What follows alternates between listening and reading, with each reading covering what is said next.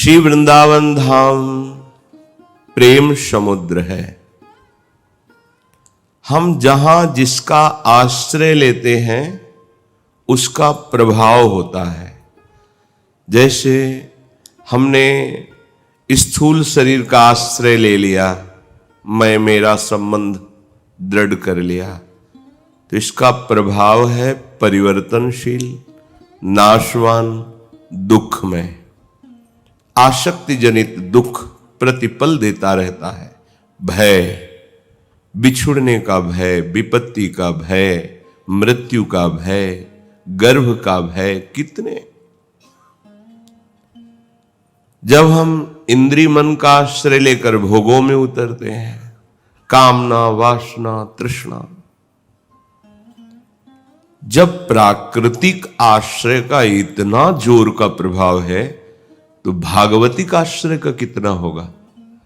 जो है नहीं उसको स्वीकार कर रहे हैं तो ये दुर्गति हो गई। जो है उसको स्वीकार करके आश्रित हो जाए तो परमानंद आने में कोई आश्चर्य की बात है क्या। आश्रित होना बड़ा कठिन होता है, क्योंकि अज्ञान से हमारा अहम मम इसी देह और देश संबंधियों में, देह संबंधी भोगों में इतना सुदृढ़ हो गया है कि समझ में ही नहीं आता कि ये मेरा विषय नहीं है। ये भ्रम से मैंने देह को, इंद्रियों को अपना मान रखा है। भ्रम से मुझे इंद्रियजन्य भोगों में सुखानुभूति हो रही, स्वाप्निक। श्रीपाद प्रबोधानंद जी महाराज कह रहे हैं,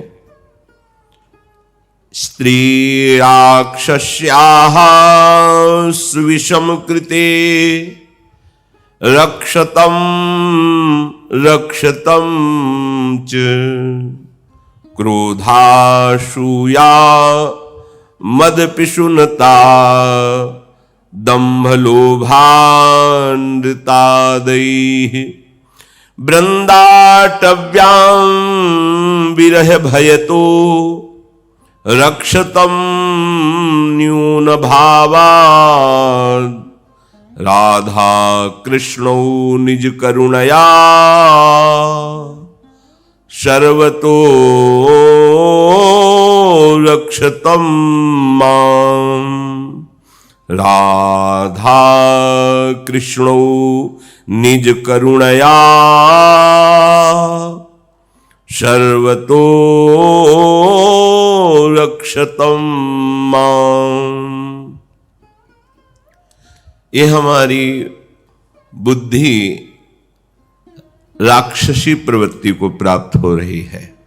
स्त्री राक्षस्याः सुविषम कृते रक्षतम रक्षतम च।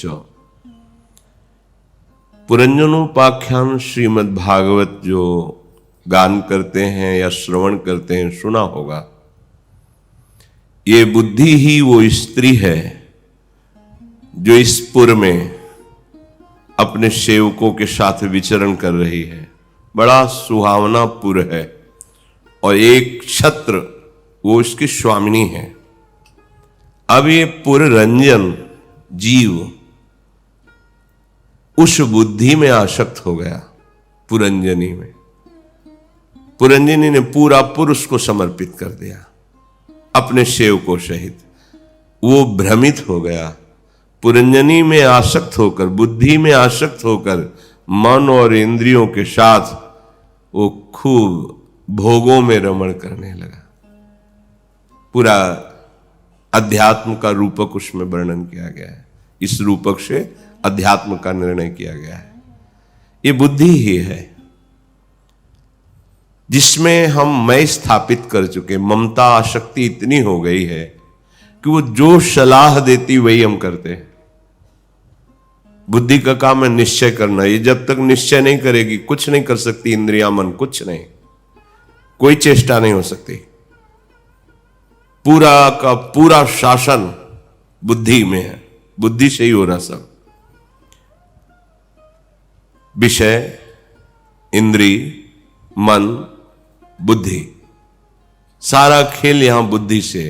इसीलिए प्रायः महापुरुषों ने याचना की है भगवान से, प्रभु से, प्रियाजू से कि हमारी बुद्धि को शुद्ध करके इसमें प्रकाश कीजिए। देहु कृपा करी बुद्धि प्रकाश, जस बरनो हरिवंश विलास, श्री हरिवंश गाय हो। देहु सुबुद्धि कृपा करी मोहि, पोई सुगुन माला रचो। जो बड़े महामहिम मंत्र हैं गायत्री, उसमें भाव यही है कि वो परम तत्व मेरी बुद्धि को सत्य की तरफ प्रेरित करे। जो विषयाकर्षण से आसुरी भाव माने दूसरे से सुख भोगने की लालसा,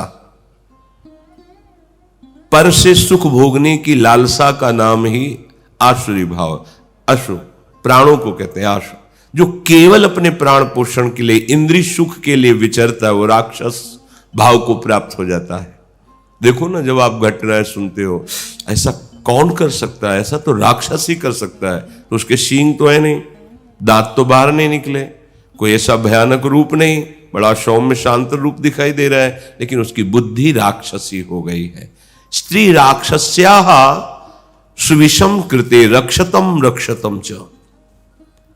हे वृंदावनवासी, तुम सावधान रहो, अपनी बुद्धि को देखो, ये किधर जा रही है। सारा खेल इसी के ऊपर है। मयि एव मन आधत्स्व मयि बुद्धिम निवेश है, भगवान आदेश करें। मेरे में मन बुद्धि लगा दो तो तुम मेरे में ही निवास करेगा, इसमें बिल्कुल कोई संशय नहीं। अर्थात तेरा मन बुद्धि मैं ही बन जाऊंगा, भगवत स्वरूप हो जाएगा। श्री हरिवंश सुप्राण सुमन हरिवंश गनिजय, श्री हरिवंश सुचित्त मित्त हरिवंश भनिजय, श्री हरिवंश सुबुद्धि बरन हरिवंश नाम जस। मन बुद्धि सब हरिवंश, हा हरि रा राधा, वह वृंदावन सा सहचरी। वृंदावन में विराजमान सहचरियों के मध्य श्यामा श्याम जो है, वही मेरी बुद्धि हो गए, मन हो गए, प्राण हो गए। ये बुद्धि का जो खेल अभी चल रहा है त्रिगुणात्मिका माया से, इसको हटाना पड़ेगा। ये काम आपको करना है। बल और मार्गदर्शन भगवान करेंगे, आपको बल भगवान देंगे, मार्गदर्शन भी भगवान शास्त्र रूप से, सदगुरु रूप से, संत रूप से, हृदय में प्रेरणा रूप से, वो कहीं भी कैसे भी आपको संभालेंगे। पर आपको निवारण करने के लिए स्वीकृति आपको करनी है कि अब मैं त्रिगुणातीत स्थिति को प्राप्त करना चाहता हूं, अर्थात भगवत साक्षात्कार करना चाहता हूं। अभी बुद्धि की कैसी गंदी सलाह देती है, कुछ मिनट ऐसी गंदी क्रिया हुई, फांसी की सजा। कुछ मिनट ऐसा अपराध बन गया, जीवन भर मुंह दिखाने लायक नहीं। कई ऐसे अपराध बन जाते हैं, कई जन्मों तक वो त्राहिमाम चिल्लाता रहता है, कोई रक्षा करने वाला नहीं मिलता, क्योंकि उसका कर्म उसको दंड दे रहा है। ये बुद्धि की ही तो राक्षसी प्रवृत्ति के द्वारा हो गया। अगर यही सुमति होती तो पूरे विश्व को आनंद देने वाला निर्णय कराती, आचरण कराती। बुद्धि दूषित हो गई तो स्वयं को क्लेश और सबको क्लेश देने वाला बन गया। रक्षतम रक्षतम च, हे आराध्य देव, हे गुरुदेव, हमारी बुद्धि की रक्षा कीजिए। हम बाहरी वस्तुओं को तो बहुत रक्षा करने की सोचते हैं, जिनको रक्षा कर ही नहीं पाएंगे। परिवर्तनशील है, नाशवान हो जाएगा, उसका परिवर्तन हो रहा है, प्रतिपल प्रतिपल वो नाश को प्राप्त हो रहा है, आपको नहीं दिखाई दे रहा। लेकिन बुद्धि, अगर बुद्धि तुम्हारी शुद्ध हो जाए तो तुम ये जान जाओगे कि तुम अविनाशी हो, सच्चिदानंद में हो, तुम्हें कोई भय, किसी भी तरह का विषाद स्पर्श ही नहीं कर सकता। क्रोधा असूया मद पिशुनता दंभ लोभा नृताद्यय। जब हमारी बुद्धि राक्षसी भाव को प्राप्त होती है तो इसमें क्रोध जाने चेष्टाएं प्रकट करती है, निश्चय कर लेती है। गाली देना, हिंसा कर देना, पूज्य जनों का अपमान कर देना, बहुत तरह से निंदनीय कार्य करवा देते हैं बुद्धि। ये क्रोध बहुत बड़ा दुख देने वाला है। देखो, जहां आता है तो सबसे पहले जलन शुरू कर देता है। हमारी छाती जलाता है। फिर ऐसे कड़वे वचन, ऐसे निकृष्ट चेष्टाएं जिनसे दूसरों को सुन के कष्ट हो, देख के कष्ट हो, और जिनके साथ हम बर्ताव करते हैं उनको तो कष्ट होता ही है। किसी भी तरह क्रोध करने से किसी को भी लाभ नहीं होने वाला, ना अपने को ना सामने वाले को। बुद्धि बिगड़ गई तो कह रहे क्रोध प्रकट करेगी। ये बहुत आसुरी प्रवृत्ति है। जब आप तमोगुणी भोजन त्यागेंगे, रजोगुणी भोजन त्यागेंगे, सात्विक स्वीकार करेंगे, तब आप इस क्रोध से निवृत्त होने की सोच सकते हैं। नहीं, सोचने की भी शक्ति नहीं रहेगी। बहुत ही उद्दंडता बुद्धि करती, बहुत ही। पूरा जगत इसी बुद्धि के ही निर्णय से फंसा हुआ है। क्रोध बहुत हानिकारक वस्तु है, अध्यात्म में भी और व्यवहार में भी। अगर क्रोध हमारे शासन में नहीं है तो हमारा भजन प्रकाशित नहीं होगा, नहीं होगा। देख लीजिएगा क्यों। भजन का तो फल है सब में अपने प्रभु को देखना, क्योंकि वही है। यदि इस भाव की सिद्धि नहीं तो कोई भाव तुम्हारे अंदर नहीं आ पाएगा। ये शांत भाव है, भगवान का आदेश है। मत्तः परतरम नान्यत् किंचिदस्ति धनंजय, मेरे सिवा और कुछ नहीं है। देखो ये जब वो कह रहे हैं देखो तो देखो ना, वही है। क्रोध करने वाला क्या ये देख पाता है सामने हमारा पूज्य जन है, सम्माननीय है, इससे कैसे संभाषण करना है, कैसा व्यवहार करना है, नहीं देख पाता। भगवत भाव तो दूर रहा, व्यवहारिक भाव में जो पूज्य जन है, माता है, पिता है, बड़े बुजुर्ग जन हैं, हम उनका अपमान कर देते हैं। क्रोध बहुत हानिकारक है, ये साक्षात नरक है। कामः क्रोधा तथा लोभा तस्मात् दैत्यम त्यजेत। द्वार का मतलब है नरक ही है। द्वार में प्रवेश कर गए तो घर में प्रवेश कर गए तो नरक के द्वार है। क्रोध आ गया मतलब नरक की स्थिति हमारी हो रही है, नरक की स्थिति हो रही है। अगर बुद्धि शुद्ध नहीं हुई तो ये क्रोध तुम्हें नष्ट कर देगा। असूया, दूसरे के गुणों में दोष देखना, दूसरे की पवित्र गुणावली में अपनी बुद्धि दूषित है ना, वो दोषारोपण करती है। बहुत बड़ा दोष है। कल भी चर्चा में कहा था, हम जान नहीं पाते और हमसे अपराध बन जाता है। वाणी का भयंकर अपराध। ये वाणी का अपराध इतना भयंकर होता है कि देखो दिव्य लीलाएं तक रुक गई महापुरुषों के हृदय की। हम जान नहीं पाते। एक की बड़ाई करते हैं और कितने की निंदा कर देते हैं, बिल्कुल अज्ञानता भरी हुई। अरे जो एक सद्गुण संपन्न है वही स्वांग दुर्गुण का कर रहा है, दूसरा नहीं है। अब समझ में आने वाली दूसरी बात नहीं है। एक सद्गुण संपन्न महान जय जय, एक तरफ निंदनीय दुर्गुण, लेकिन जैसे दिन और रात वही है, उसी की है। ऐसे ही दोनों खेल। जो शुद्ध ज्ञान संपन्न हो जाता है, दोनों में प्रभु की लीला को देखकर वो त्रिगुणातीत हो जाता है। वही है, वही है, तुम पहचान नहीं पा रहे, वो स्वांग कर रहा है। पहचानो, अब पहचानो। उसी के बल से, उसी के नाम बल से, उसी के चरण रज के प्रताप से उसको जाना जा सकता है। और जो जान गया, जेहि जाने जग जाए हेराई, जागे जथा स्वपन भ्रम जाई। किसमें हम दोष देखें? ये बड़ी नीच प्रवृत्ति है जो दूसरों के दोष देखकर दूसरों के दोषों का वर्णन करना, ये बहुत नीच प्रवृत्ति है। नीच प्रवृत्ति आपको गिराती चली जाएगी। आपको बिल्कुल न व्यवहार में उत्थान होगा, न अध्यात्म में, किसी भी तरह इनसे लाभ नहीं। जैसे जिसकी बुद्धि राक्षसी स्वभाव की होगी तो क्रोध से किसी का किंचन मात्र लाभ नहीं, ना अपना ना दूसरे का। ऐसे ही असूया, दूसरे के गुणों में दोष ढूंढना, इससे ना अपना लाभ है ना किसी का लाभ है। श्रीपाद कह रहे मद अहम, विद्या का, रूप का, गुण का, धन का, पद का, कई तरह का मद होता है। हमारी जब बुद्धि दूषित हो जाती है तो ये मद चढ़ जाता है। तुम्हारे पास है क्या? क्या है? स्थायी क्या है? ये रूप है, बड़े गर्व में हो, पता नहीं अगला कदम तुम्हारा मृत्यु में पड़ रहा है, किस बात का गर्व? अच्छा, विद्वान जहां सरस्वती की भी बुद्धि काम नहीं करती, वो श्री भगवान है, तुम उनके अंश हो, इसीलिए ज्ञान स्वरूप हो तुम। अहंकार क्या? किस बात का अहंकार करना? कितनी विद्या है, अगर विद्या पे उतर जाओगे तो तुम्हें ऐसे ऐसे विद्वान मिलते चले जाएंगे कि तुम्हारी जबान नहीं खुलेगी, बंद कर देंगे, जबान बंद कर देंगे, क्योंकि वो विद्या का समुद्र है, किसी के भी हृदय में प्रेरणा करके सामने खड़ा कर देगा। मूकम करोति वाचालम, वो इतना वाचाल होगा कि तुम्हारे शब्द नहीं निकल पाएंगे। किस बात का अहंकार? धन अथाह अनंत, कौन पार पा सकता है? बल, कितना तुम बलवान हो, कितना बलवान हो।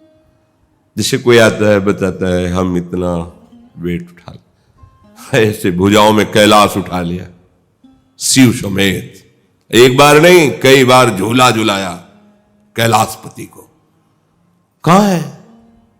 कहां है? कहां रहे न रावण श्रम अभिमानी, हिरण्याकश्यप शम वरदान। किस बात का मद? ये बुद्धि खराब हो गई है, दूषित हो गई है, राक्षसी प्रवृत्ति आ रही, इसलिए अहंकार। श्रीपाद कह रहे हैं पिशुनता, ये दूसरे की चुगली करना ठीक नहीं रहता। साधक में ये दोष तो बिल्कुल नहीं होना चाहिए, संसारी पुरुष में भी नहीं होना चाहिए, पर वो चलो नहीं जानते, अज्ञानी है। अगर आप चुगली करना तो फिर आपके हृदय में भगवान नाम निरंतर नहीं जप पाए, नहीं हो पाएगा। तो पहले तो थोड़ा होता, अब तो अरुचि हो गई, अपराध कर रहे हो, देखो सावधानी की जरूरत है। दंभ,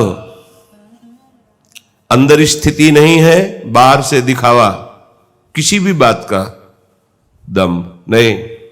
दूसरे अगर ऐसे कर भी लिए तो तुम्हारा हृदय थोड़ी इस परमानंद में मगन हो जाएगा। किसको दिखा रहा है? जिससे प्यार कर रहे हो तो हर क्षण देख रहा है ना, किस स्वाभाविक स्थिति है, वो बात अलग है। आप किसी भी तरह का भक्ति का, किसी भी तरह का कोई ऐसा जो आपके अंदर नहीं है, वो दिखावा नहीं करना। अगर किए तो मार्ग ही रुक जाएगा, परमार्थ का मार्ग ही समझ में नहीं आएगा।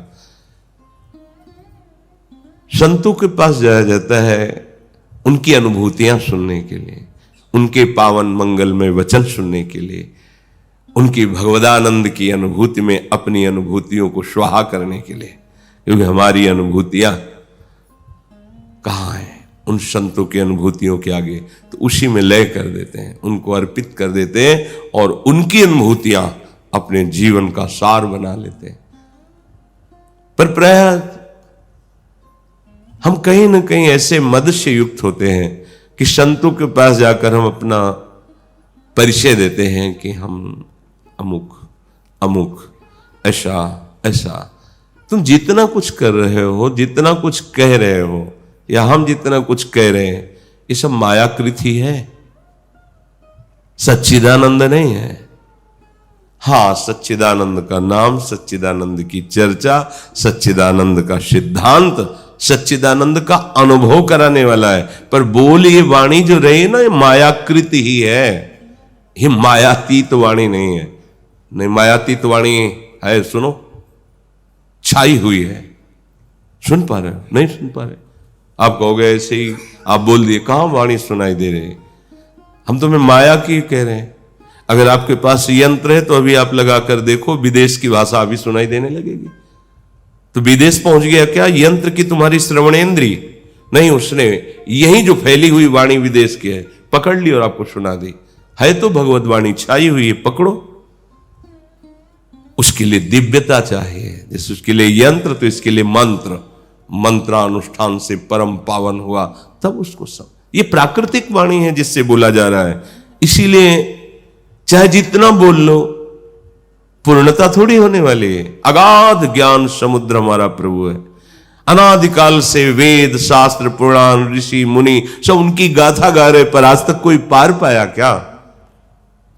तो दंभ न करो, दिखावा मत करो, नाटक मत करो, जो है नहीं अंदर उसको प्रदर्शित मत करो किसी भावना से, सम्मान की भावना से कि लोग हमें भगत कहें, कुछ ऐसा।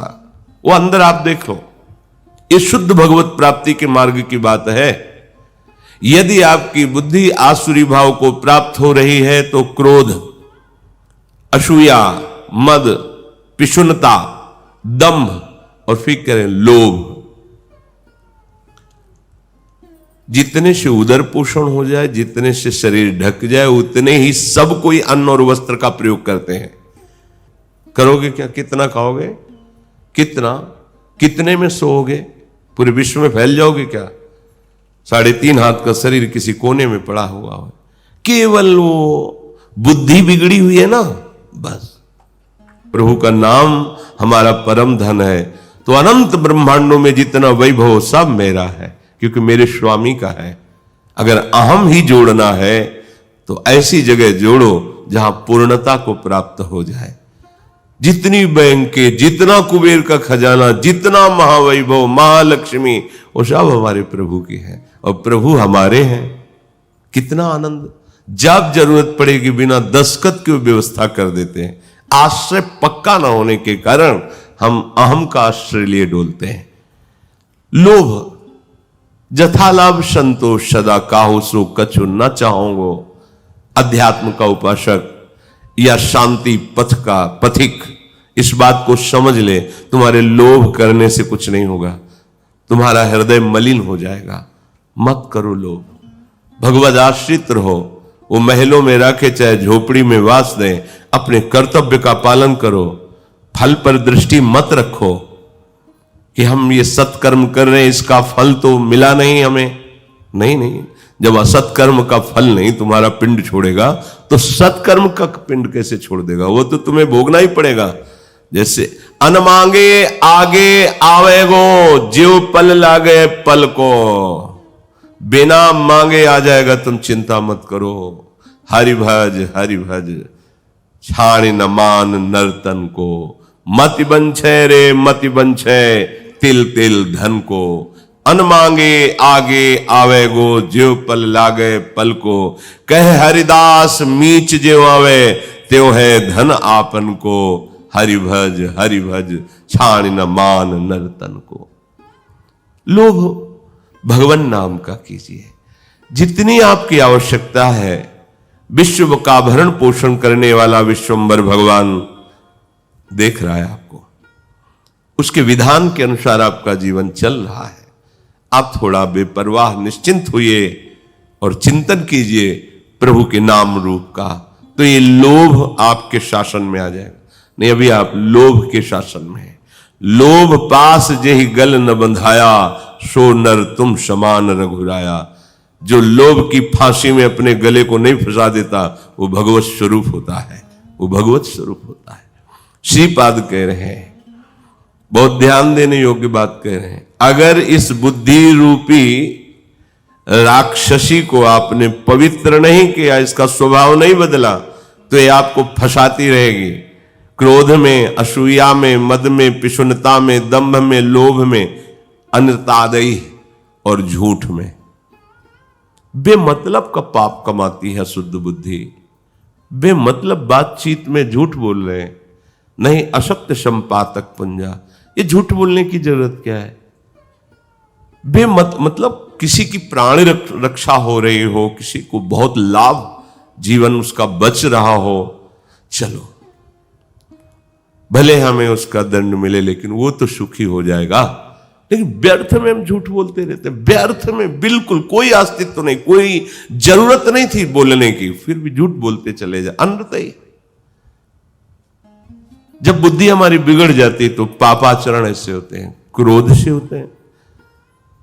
दूसरों के गुणों में दोष ढूंढकर उनकी चर्चा करने से, चुगली करने से, अभिमान से, दंभ से, लोभ से, अनृत से। तो क्या होगा? आपको जो लाभ मिला, वृंदावन मनुष्य शरीर में आप आए और भगवत भक्तों का संग मिला, इससे आपकी उपासना का रंग चढ़ता, पर आपने अपनी बुद्धि को शासन में नहीं लिया।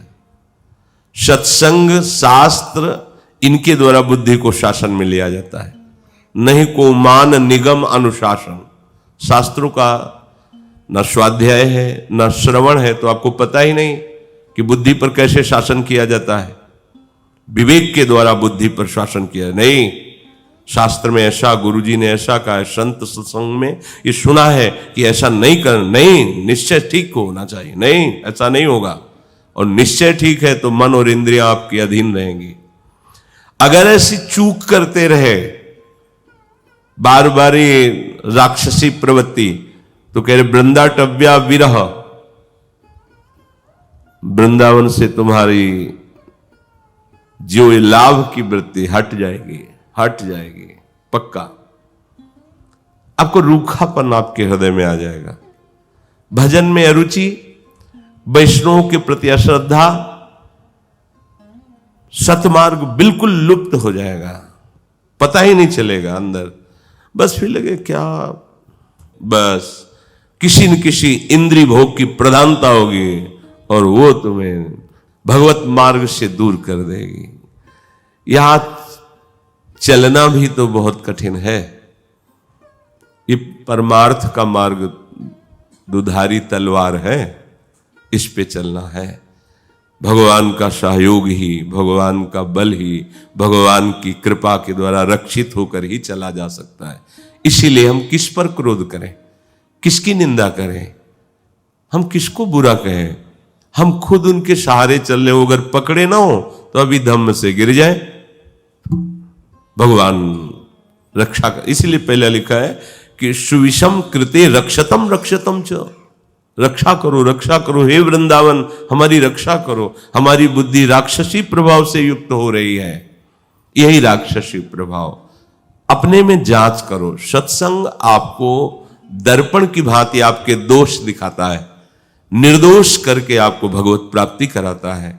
बड़े भाग पाई सत्संगा, बड़े भाग्य से सत्संग मिलता है। तो आप जांचो, आपके अंदर क्रोध, आपके अंदर दूसरों के गुण में दोष देखने की स्वभाववृत्ति, आपके अंदर अहंकार, चुगली करने का स्वभाव, दंभ नाटकबाजी करने की, लोभ, झूठ बोलने का स्वभाव, ये धाम आप आए हैं, धामवासी हैं या भगवत मार्ग के पथिक हैं, इन दोषों को ढूंढ ढूंढ करके निकालना है गुरु कृपा बल से। ये नहीं कि हम निराश हो जाएं या हताश हो जाएं, ऐसा नहीं है, पर सावधान रहना है। हमें देखना है अंदर की ये बात हमारे अंदर है, हाँ है, अब हमको इसको निकालना है। राधा राधा राधा राधा। जब गुस्सा आए तो बिल्कुल मौन, मानो हमारे वाणी ही नहीं है। और जब हमारे शरीर में क्रोध की चेष्टा हो, दूर हट जाओ, कोई चेष्टा मत करो, शांत हो जाओ। थोड़ा जलोगे तो आपका हृदय और पवित्र होगा और आगे से उतना क्रोध नहीं आएगा जितना, फिर धीरे धीरे धीरे शांत हो जाएगा। अगर आप चेष्टा और क्रिया में उतर गए तो फिर वो अपना अधिकार कर लेगा। जरा जरा सी बात में आप जलेंगे, बिना किसी बात के जलेंगे। ये ऐसी वृत्ति है कि 20 वर्ष पहले किसी ने कड़ुआ व्यवहार किया होगा, अब भी जल रहे हैं उसको याद करके, अब भी जलन हो जाएगी। ये बहुत राक्षसी प्रवृत्तियां हैं, इनसे बचो। रक्षतम न्यून भावाद, हे वृंदावन धाम मेरी रक्षा करो। मैं कोई भी वो ऐसा अपने अंदर भाव न्यून नहीं रहने दूंगा जो आपसे मुझे अलग कर दे। हे वृंदावन, मुझे आपसे अलग होना पड़े, ऐसे मैं किसी भाव का आदर नहीं करूंगा अंदर से। कोई भी न्यून भाव जो आपसे अलग कर दे, नहीं, अब नहीं। आप अपनी करुणा से सर्वतम रक्षतम माम निज करुणया राधा कृष्णो।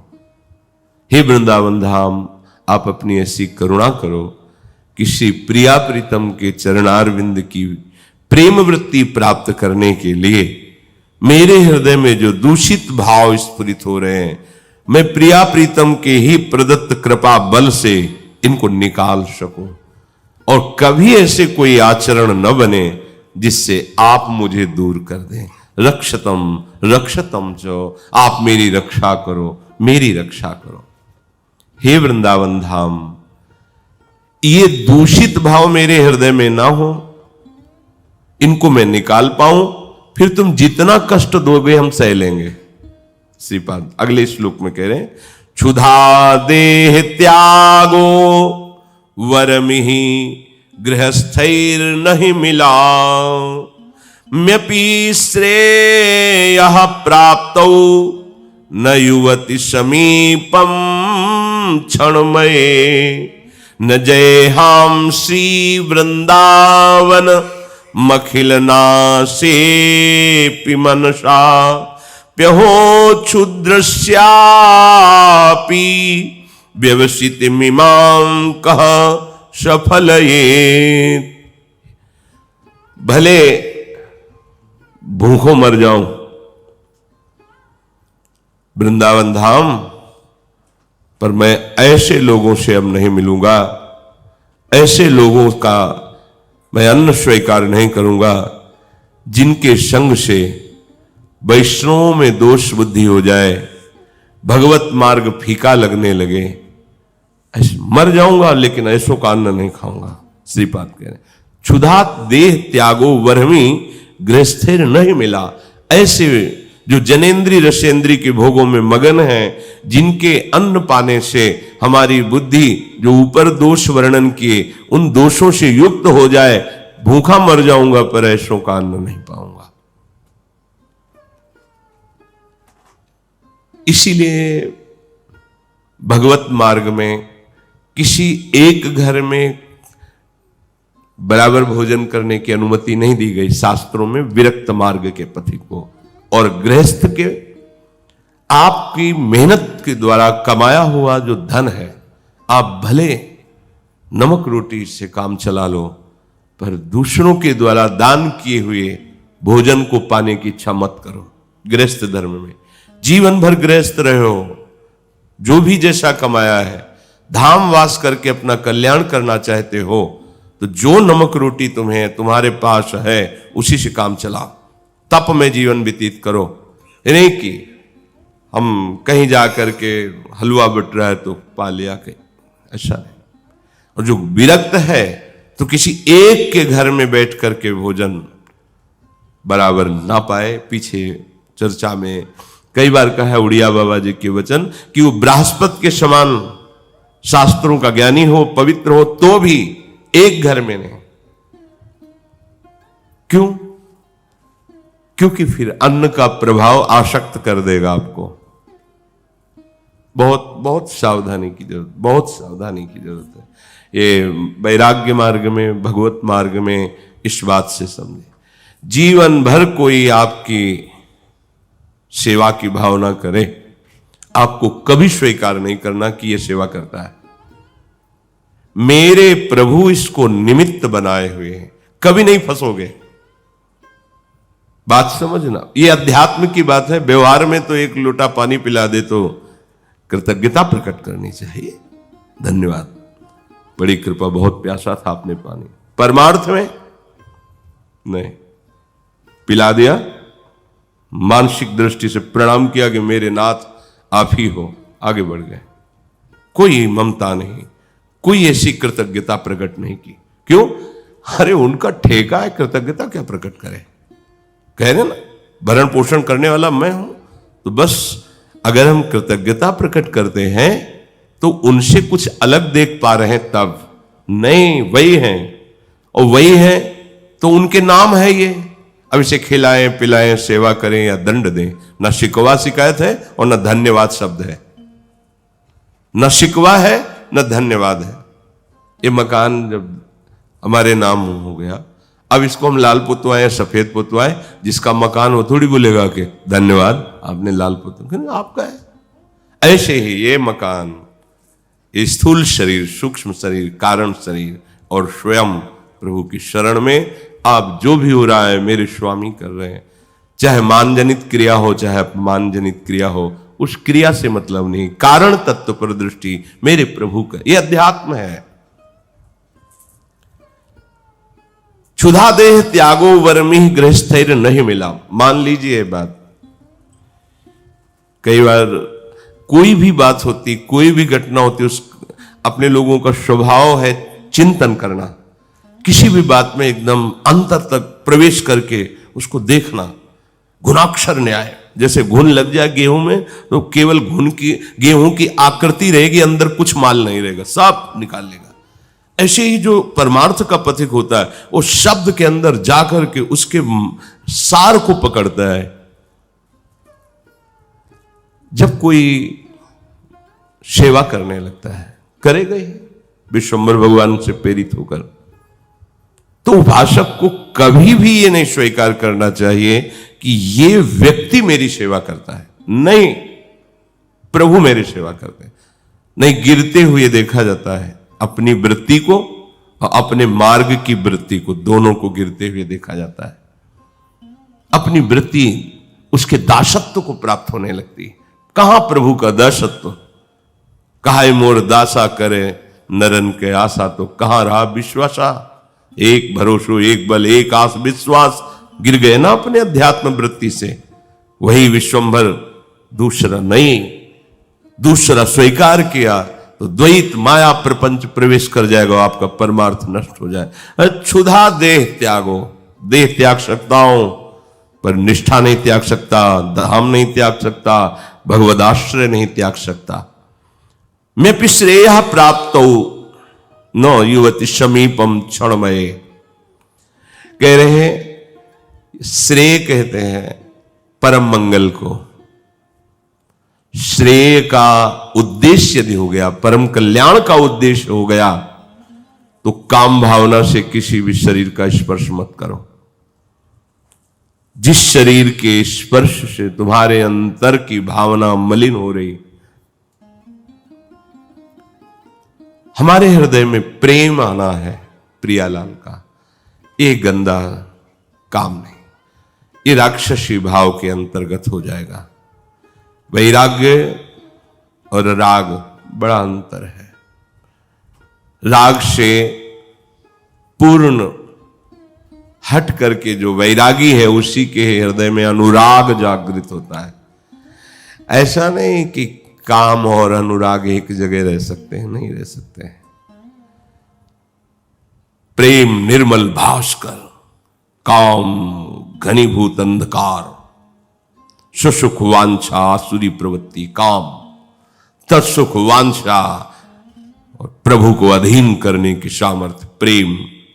यदि प्रेम मार्ग में चले हो, म्यपि श्रेय प्राप्त हो, यदि तुम कल्याण अपना करना चाहते हो, प्रेम प्राप्त करना चाहते हो, आत्यंतिक मंगल करना चाहते हो अपना, तो न युवती समीपम क्षणमय। काम संबंधी चेष्टा से किसी को देखो मत, छुओ मत और संग मत करो। वृत्ति तभी प्रियालाल के प्रेम में डूबेगी।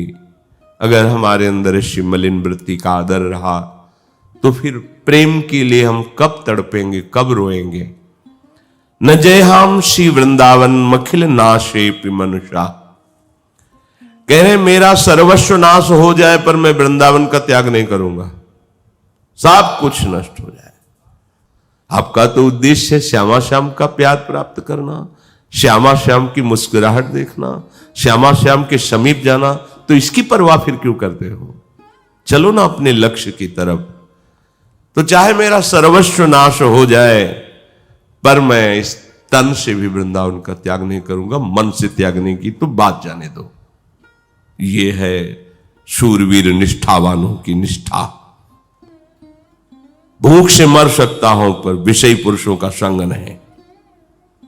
परम कल्याण के मार्ग के लिए जिसके संग से कुमति मति उपजय करत भजन में भंग, तजोरे मन हरि विमुखन को संग। चाहे मेरा सर्वस्व नष्ट हो जाए, भारी से भारी दुख मिले, अब मैं वृंदावन को नहीं छोड़ सकता, न तन से न मन से। प्रभो क्षुद्रश्यापी व्यवसित मीमाम का सफल। श्रीपाद कह रहे हैं मेरी ये चेष्टा है पर मैं क्षुद्र हूं, मेरे में सामर्थ्य नहीं, सफलता तो वृंदावन दिलाएगा। ये दैन्य देखो महापुरुषों का, निष्ठा और फिर अहम शून्यता, तत्काल देखो अहम शून्यता। ये जो बात कही, मैं तो क्षुद्र हूं, ये तो वृंदावन के बल से कह रहा हूं, अहम नहीं, मैं नहीं, अहम नहीं। निष्ठा तो है ऐसी, पर इसकी पूर्ति आराध्य देव की कृपा से, धाम की कृपा से होगी।